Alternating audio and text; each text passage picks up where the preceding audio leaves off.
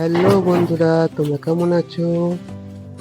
তো খেলা চলছে আমাদের। খেলাটা দেখে কেমন লাগলো বলবে তোমরা।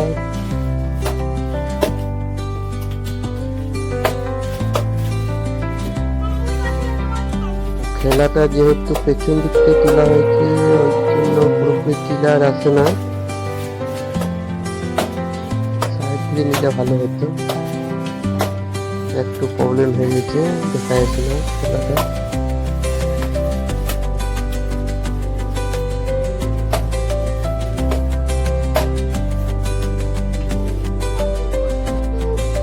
বলো আমাদের প্লেয়ারে চললো